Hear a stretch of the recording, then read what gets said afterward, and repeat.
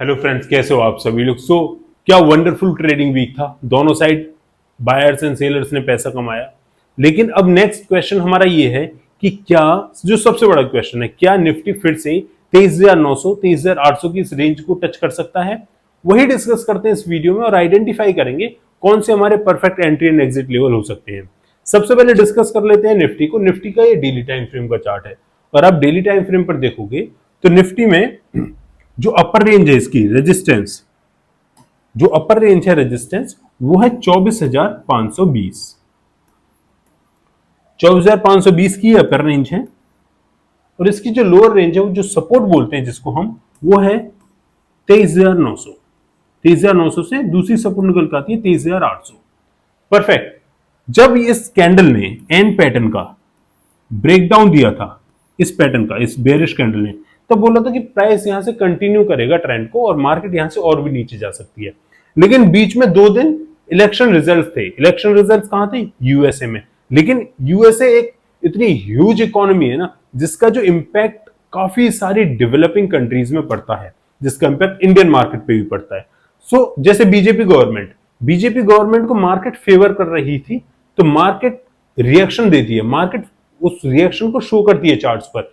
वैसे ही जब यहां गवर्नमेंट फॉर्म होने वाली थी यूएसए में, ट्रंप गवर्नमेंट, उस ट्रंप गवर्नमेंट को मार्केट फेवर कर रही थी और मार्केट में पार्टिसिपेंट्स बुलिश थे काफी। मार्केट ने रिएक्शन दिया, अच्छी अच्छी बुलिश कैंडल बनी। लेकिन नेक्स्ट डे जैसे ही ये फीवर उतरा, इलेक्शन रिजल्ट्स का फीवर उतरा, प्राइस ने एक बेयरिश कैंडल फॉर्म करी, बेयरिश इंगल्फिंग, जिसने कंप्लीटली इंगल्फ कर लिया प्रीवियस बुलिश कैंडल को। और कहां इंगल्फ करा? बेयरिश इंगल्फिंग कैंडल कहां थी? इस रेजिस्टेंस के लेवल पर, 24,520 के रेजिस्टेंस के लेवल पर। देखो, इलेक्शन रिजल्ट्स की साइकोलॉजी क्या है ना, जैसे मैं इंडियन मार्केट्स में भी बता दूं, आपको पता होगा 5 जून को जब रिजल्ट आ रहा था और मार्केट ओपन भी हुई थी उस टाइम पे, तो जैसे जैसे बीजेपी की सीट्स कम आ रही थी, एक्सपेक्टेशन ये थी कि बीजेपी एक ह्यूज मेजोरिटी से जीतेगी। तो जैसे जैसे सीट्स आ रही थी, मार्केट नीचे जा रहा था, डर का माहौल था कि शायद बीजेपी गवर्नमेंट फॉर्म ना कर पाए। लेकिन डे एंड आते आते जैसे कंफर्म हो गया कि बीजेपी गवर्नमेंट फॉर्म कर लेगी अलायंसेस के साथ मिला के, तो मार्केट में पार्टिसिपेंट बुलिश होने लगे। तो उसके बाद में ही ट्रेंड आया। मैं आपको नहीं तो साइकोलॉजी दिखा सकता हूं चार्ट्स पर, 1 मिनट रुको। जून का चार्ट है, मैं सिर्फ आपको साइकोलॉजी बताता हूं कि इलेक्शन के टाइम पे प्राइस कैसे बिहेव करता है। 5 जून का ये चार्ट है, ठीक है। इलेक्शन रिजल्ट दे 5 या 4 जून भी हो सकता है, वो आप देख लेना। मैं सिर्फ साइकोलॉजी समझा रहा हूं। 9:15 मार्केट ओपन हुई थी, 9:15 पर मार्केट ओपन हुई थी और उसी टाइम पर इलेक्शन रिजल्ट्स में जो काउंटिंग वोटिंग शुरू हो चुकी थी। जैसे जैसे पता लग रहा था कि बीजेपी की यार सीट्स कम आ रही हैं, जो एक्सपेक्टेशन थी उससे कम आ रही थे, तो मार्केट नीचे जा रहा था, क्योंकि मार्केट को एक्सपेक्टेशन ये थी बीजेपी ह्यूज मेजोरिटी से जीतेगी और मार्केट फेवर करती है बीजेपी गवर्नमेंट्स को, ठीक है। यहां लेकिन डे एंड आते आते जैसे पता चला कि मार्केट बीजेपी अपनी गवर्नमेंट फॉर्म कर लेगी, तो मार्केट ने यहां से एक रिवर्सल देना शुरू कर दिया और यहां से देखोगे तो स्ट्रॉन्ग वीक भी बनाई। नेक्स्ट डे प्राइस ने फिर से ह्यूज गैप अप के साथ में ओपनिंग दी और 3 दिन में प्राइस रिकवर हो गया, वापसी से उसी लेवल्स तक चला गया। तो इस तरह से साइकोलॉजी काम करती है इलेक्शन रिजल्ट्स वाले दिन। इलेक्शन रिजल्ट्स वाले दिन ये प्राइस सेक्शन कुछ काम नहीं आते, ठीक है। मेरा सिर्फ मोटिव यही था कि आपको बता दूं कि किस तरह से प्राइस अभी काम कर रहा है। वापसी से चलते हैं कि मंडे वाले दिन क्या करना है हमको। अब मंडे वाले दिन निफ्टी में 3 कंडीशन हो सकती है आपकी, या तो प्राइस गैप अप ओपनिंग दे, या गैप डाउन ओपनिंग दे, या फ्लैट ओपनिंग दे। वही साइकोलॉजी आप समझो। प्राइस को और आप निफ्टी को देखोगे तो 24,240 से इसकी जो लोअर रेंज है वह 24,110, यानी प्राइस 120 पॉइंट्स की ही इस रेंज में ट्रेवल कर रहा है, साइडवेज मूव कर रहा है 120 पॉइंट्स की इस रेंज में। अगर मंडे वाले दिन निफ्टी एक फ्लैट ओपनिंग देती है, यानी 24,115 120 के आसपास ओपनिंग देती है, जिसके चांसेस काफी कम है, आप वेट करो कि प्राइस किस साइड मूव करेगा। अगर प्राइस ब्रेक डाउन देता है अच्छी बेयरिश कैंडल से ट्रेंड की डायरेक्शन में, हम ट्रेड प्लान कर सकते हैं। टारगेट्स क्या होंगे? ये जो हिस्टोरिकल हमारी सपोर्ट है 23,900 और दूसरा टारगेट होगा 23,800, ठीक है। अगर प्राइस अपसाइड ब्रेकआउट देती है अच्छी बुलिश कैंडल से, आप ब्रेकआउट में 50% क्वांटिटी से एंट्री प्लान करो। ब्रेकआउट देने के बाद रीटेस्ट करता है इसी रेंज को, तो दोबारा से 50% क्वांटिटी के साथ एंट्री प्लान कर सकते हो। टारगेट्स कहाँ होंगे? ये जो हमारी रेजिस्टेंस है, ये हमारे टारगेट्स होने वाले हैं। अब दूसरी कंडीशन ये हो सकती है कि प्राइस यहां से गैप डाउन ओपनिंग दे। मान लो प्राइस -100 पॉइंट्स, 100 पॉइंट से गैप डाउन ओपनिंग देती है यहां कहीं 24,000 के आसपास।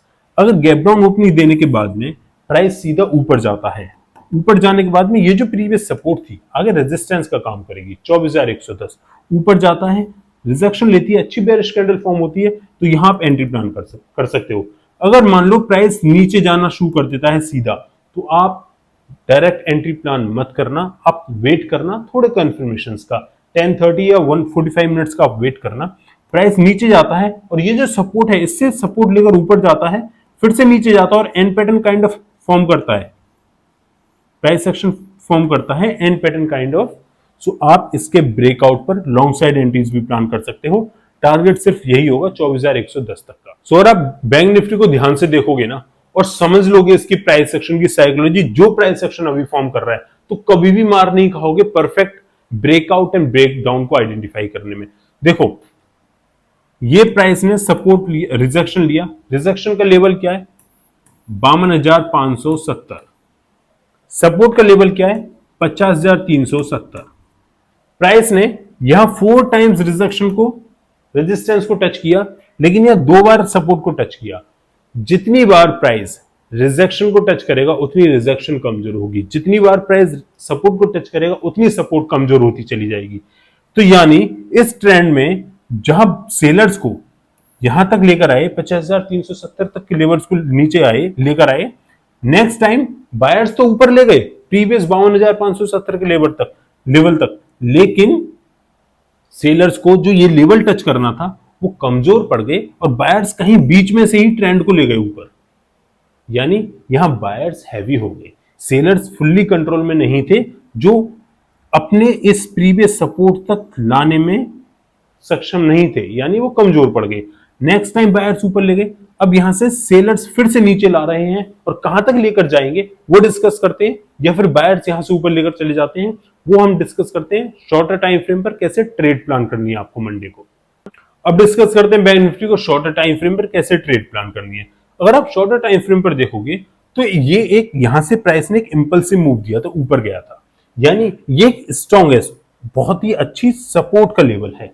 यहां से डिमांड जोन जिसको हम बोलते हैं, यहां से डिमांड क्रिएट हुई और प्राइस फर्स्ट टाइम इस डिमांड को टच करने वाला है। आगे यहां जो लेवल निकल के आता है 50,960 और 950 की इस रेंज को बोल सकते हो।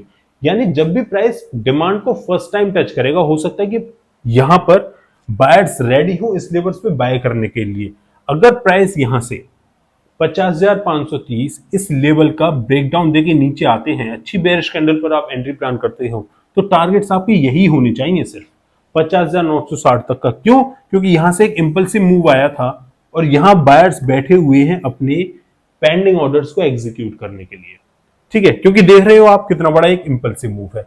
अगर मान लो कल को गैप डाउन ओपनिंग होती है, गैप डाउन ओपनिंग होती है तो इस लेवल पर मान लो 200-300 पॉइंट्स नीचे ओपनिंग होती है, तो वेट करना कि प्राइस इस लेवल तक नीचे जाए और यहां अच्छा साइन दे बुलिश कैंडल का, तो वहां भी आप ट्रेड प्लान कर सकते हो, क्योंकि यहां बायर्स बैठे हुए हैं अच्छे खासे डिमांड जोन में अपने पेंडिंग ऑर्डर्स को एग्जीक्यूट करने के लिए। परफेक्ट। सो दोस्तों ये थे हमारे price action analysis Nifty and bank Nifty में मंडे के लिए। अगर आपको वीडियो पसंद आई है तो subscribe to our channel, share the video with family and friends, और हाँ, कमेंट्स में किसी भी टॉपिक पर वीडियो चाहिए आप कमेंट्स में लिख सकते हैं।